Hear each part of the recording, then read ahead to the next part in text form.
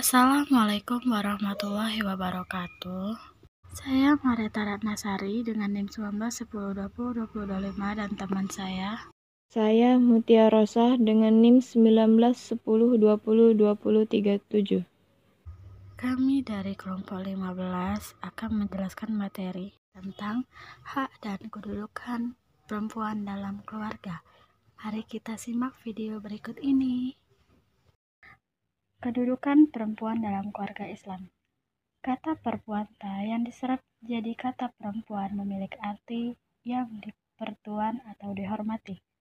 Empu dalam pengertian ini adalah gelar kehormatan yang berarti tuan. Dalam buku Kakawin Arjuna Wiha, kata wanita berasal dari kata kawi yang sepadan dengan kata pria atau perempuan. Dalam perkembangannya, dijumpai istilah wanita karir, wanita tua susila, dan sebagainya. Istilah perempuan dalam Al-Quran menggunakan lafal yang berbeda-beda, antara lain mar'ah, imro'ah, nisa atau niswa, dan unsa. Ada pendapat yang mengatakan bahwa akar kata nisa adalah nisnya, artinya lupa yang disebabkan oleh kelemahan akal. Bila dilihat dari psikologi Arab, kata nisa berarti anisa, yaitu penghibur. Bisa juga anisa yang berarti jinak atau lemah lembut. Sedangkan kata unsa mempunyai arti lemah lembut dan halus perkataannya. Ada dua perbedaan yang dikenal antara laki-laki dan perempuan. Perbedaan yang bersifat mutlak dan relatif. Dua perbedaan ini, pertama, dikenal dengan istilah kodrati. Perbedaan ini disebut perbedaan biologis. Secara biologis, laki-laki dan perempuan berbeda kelaminnya. Perbedaan kedua disebut dengan perbedaan yang dihasilkan oleh interpretasi sosial. Perbedaan ini disebut non-kodratif, tidak kekal, sangat mungkin berubah dan berbeda-beda berdasarkan ruang dan waktu. Perbedaan ini bersifat relatif, tidak berlaku umum. Perannya bisa berubah dan dipertukarkan atau bisa menjadi bawaan, bukan alami. Sebagian masyarakat berpandangan perbedaan antara perempuan dan laki-laki tidak hanya terbatas pada perbedaan yang bersifat kodrati. Perbedaan ini bisa berupa penciptaan, seperti perempuan dianggap emosional, laki-laki rasional. Laki-laki memiliki akal yang sempurna, perempuan akalnya sempit. Laki-laki memimpin dan perempuan yang dipimpin, dan seterusnya. Dari beberapa uraian di atas, perlulah kita ketahui bahwa perbedaan antara laki-laki dan perempuan kini menempatkan perempuan dalam keluarga Islam seperti yang telah diajarkan dalam Islam sendiri. Sejatinya bahwa makhluk yang ada di bumi ini diciptakan berpasang-pasangan, begitupun manusia. Dan adapun untuk menyatukan pasangan itulah melalui jalur yang telah diajarkan oleh Islam, yaitu melewati sebuah prosesi perkawinan, sehingga perempuan pun mendapatkan kedudukannya dalam keluarga Islam. Ulama sepakat bahwa pernikahan adalah suatu yang disyaratkan berdasarkan Al-Quran dan hadis, antara lain terdapat dalam surah An-Nisa ayat 3. A'udzu billahi minasyaitonir rajim. Bismillahirrahmanirrahim. Wa in khiftum alla tuqsitu fil yatama fankihu ma taba lakum minan nisa'i masna wa sulasa wa ruba'. Fa in khiftum alla ta'dilu fawahidatan aw ma malakat aymanukum dzalika adna alla ta'ulu. Dan jika kamu takut tidak akan dapat berperilaku adil terhadap hak-hak perempuan yang yatim, bila mana kamu mengawininya, maka kawinilah wanita-wanita lain yang kamu senangi, 2, 3, atau 4.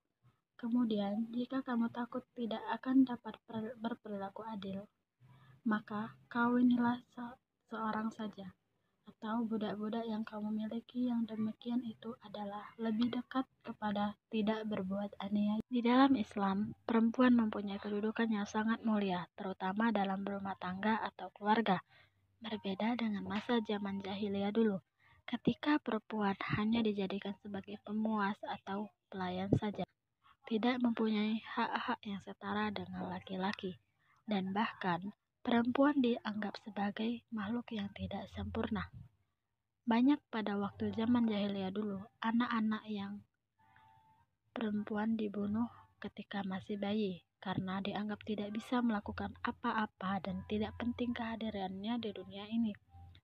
Bahkan salah seorang sahabat Nabi, Umar bin Khattab pun pernah mengubur anak perempuannya yang masih bayi ketika ia masih belum masuk Islam. Tapi pada saat ini telah berbeda. Zaman jahiliyah telah berlalu ratusan tahun yang lalu. Bahkan ketika Nabi Muhammad diutus untuk memperbaiki akhlak umat manusia, pada saat itu pula wanita memiliki kedudukan yang sederajat dengan laki-laki. Begitupun dalam keluarga. Wanita menjadi pendamping suami dalam menjalankan roda kehidupan dalam berkeluarga. Dijelaskan bahwa laki-laki menjadi pemimpin bagi kaum wanita, khususnya dalam keluarga. Tetapi, wanita juga bisa memerankan peranannya sebagai pemimpin keluarga, sesuai dengan hadis Nabi yang diriwayatkan oleh Bukhari yang artinya, istri adalah pemimpin di dalam rumah suaminya, dan dia bertanggung jawab atas apa yang dipimpinnya. Hadis riwayat Bukhari. Yang selanjutnya yaitu hak perempuan dalam keluarga. Islam memberikan hak yang sama bagi perempuan dengan laki-laki di bawah publik, seperti terlihat dari perempuan masa Nabi, tetapi sebagian besar syariat tentang perempuan yang diderivasi dan ditafsirkan dari sumber-sumber wahyu sesungguhnya problematik. Menurut Abdullah An-Naim, syariat memberikan peluang bagi terjadinya diskriminasi serius terhadap perempuan yang sulit untuk bisa diterima masyarakat modern saat ini. Adapun hak-hak perempuan dalam keluarga adalah 1. Hak reproduksi. Kesehatan reproduksi didefinisikan sebagai keadaan fisik, mental, sosial yang utuh dan aman dalam segala hal yang berkaitan dengan sistem, fungsi, dan proses reproduksi. Jika ditinjau dari segi manapun, reproduksi perempuan merupakan rangkaian yang saling berhubungan antara satu persoalan perempuan dengan persoalan lainnya. Hak dan kewajiban manusia berkembang sesuai dengan perkembangan status dalam kehidupan pada komunitasnya. Ketika seorang perempuan baru lahir, ia berstatus sebagai anak, lalu menikah berkembang menjadi anak sekaligus istri. Ketika mempunyai anak, maka menjadi ibu, kemudian masuk pula menantu, babysitter, anak asuh, lalu lahir cucu dan seterusnya. Hal-hal tersebut akan mempengaruhi peran, fungsi, dan relasi maupun hak dan kewajiban perempuan. Hak reproduksi perempuan dalam Islam mengacu pada Quran Surat Al-Baqarah ayat 228 yang berbunyi, A'udzu billahi minasy syaithanir rajim. Bismillahirrahmanirrahim. Wa bu'ulatuhunna ahaqqu biraddihinna fi dzalika in aradu islaha. Walahunna mislul ladzi 'alaihinna bil ma'ruf. Walirrijali 'alaihinna darajah. Wallahu 'azizun hakim. Artinya, dan para wanita mempunyai hak yang seimbang dengan kewajibannya menurut cara yang ma'ruf, akan tetapi para suami mempunyai satu tingkatan kelebihan daripada istrinya, dan Allah Maha Perkasa lagi Maha Bijaksana. Quran Surat Al-Baqarah ayat 228. Yang kedua, hak pendidikan. Dalam hal kesempatan mendapatkan pengetahuan, Al-Quran memandang sama antara laki-laki dan perempuan. Keduanya dianjurkan untuk memperdalam ilmu pengetahuan dalam rangka menghilangkan kebodohan diri dari umat yang ada di sekitarnya.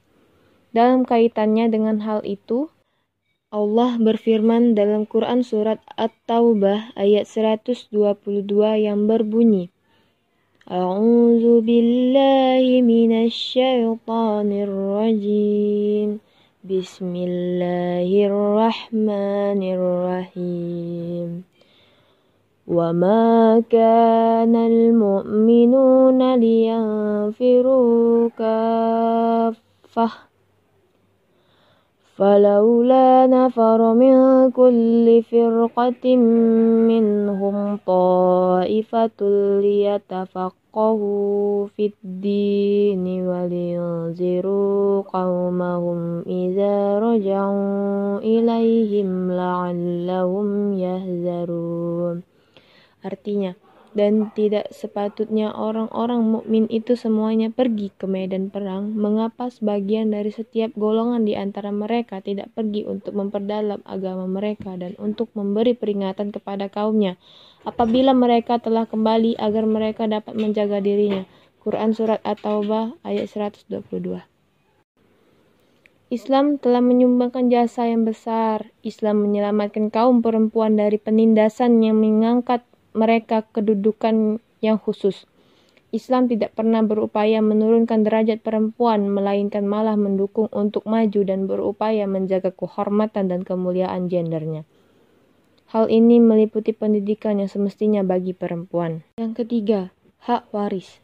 Islam datang dengan memperkenalkan konsep warisnya, yaitu kaum perempuan tetap mendapatkan warisan. Perubahan hukum waris bagi perempuan dalam masyarakat dari tidak mendapat menjadi mendapat warisan tidak lepas dari konteks historis masyarakat Arab ketika itu yang sudah berangsur bergeser dari masyarakat yang bertumpu pada kabilah ke masyarakat yang bertumpu pada keluarga.